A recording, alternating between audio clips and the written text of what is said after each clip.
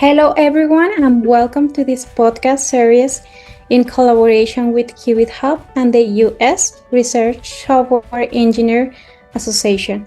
My name is Diana Jimenez, and today I'm very happy to welcome our guest, Eda Nur Aydemir. Eda is a physics engineer student at Istanbul Medeniyet University. She also has a background in computer engineering and her work focuses on quantum computing and technology. She enjoys combining science, engineering, and creativity, and she hopes to help shape the future of quantum technology while also inspiring more women in STEM. Eda, thank you so much for being here today. I'm really happy to talk with you and learn more about your journey. Thank you for having me. Okay, I will start with the first question. What got you interested in science or quantum technologies? Actually, I started university as a computer engineering student. So back then, I focused on machine learning and AI. What I loved about classical software was its flexibility. You can build solutions for medicine or finance or transportation. It gave me a great multidisciplinary perspective.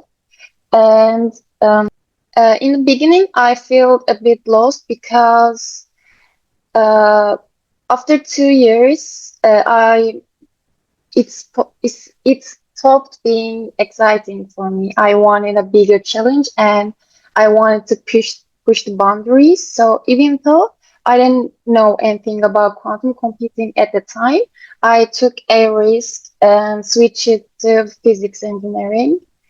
Um, I remember one of my professors jokingly told me computer guys don't know math. As I learned more physics, I realized why people think that way. The transition from a classical software person to physics was actually an amazing journey. Then I took a quantum mechanics course and everything changed. I discovered quantum computing. This field is a brand new in my country, and that's what inspires me the most. It is full of unknowns and things to discover. If I hadn't taken that risk back then, I wouldn't be this excited about my work today. I feel so lucky.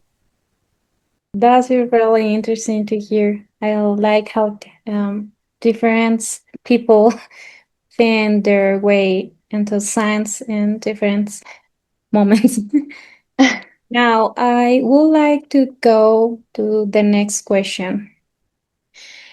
Can you share one change you face and how you solving it?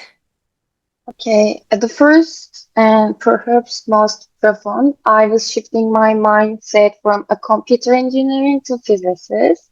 When I started, I looked at quantum computing purely through the lens of software. I owe a lot to my quantum mechanics professor, Mr. Tek, for disrupting this. Whenever he asked me what is a qubit, my programmer style answers never satisfied him. He constantly pushed me toward the hardware side, challenging me to think like a true physicist. It was so, but that friction is exactly what forced me to grow. Building on that, another major milestone was stepping into the industry as a quantum software developer at a startup for the first time. I was tackling complex real world problems and um, writing professional reports. There's a saying, the first pancake is always spoiled. The first step was the hardest. And I definitely stumbled at the beginning while adapting the professional pace. You work with science, engineer, and technology. Do you think creativity is important and science, and why? Yeah, I think it's important because, as you know, quantum computers have the potential to solve problems in seconds that supercomputers will take thousands of years to process. It promises a huge revelation, like finding treatments for fatal diseases, optimizing drugs, or simulation high efficiency quantum batteries, which honestly sounds like sci-fi right now. I like how you connect creativity with science. I think it is something people often forget. Okay, now I will move to the third question. What excites you the most about the future of science and technology? Um, all of this looks fascinating and almost surreal, but what excites me the most about the future is standing right on this frontier. I don't want to just look from the outside and see it as a magic without understanding it. I want to understand the deep math and physics behind it. I want to be in the kitchen of this technology and play an active role in this global development. That sounds very exciting. It's amazing how fast these fields are growing. Before the last question, I would like to ask one more thing. What are your goals for the future in science and technology? I like quantum sensing and quantum optimization and quantum machine learning, all of them. And I want to learn everything about quantum computing. Now I will ask the last question of this interview. What advice would you give to young women who are interested in entering these files? My advice to women to enter in deep tech and quantum is simple. Trust your inner voice because when you work in a field like quantum, people might think is unrealistic.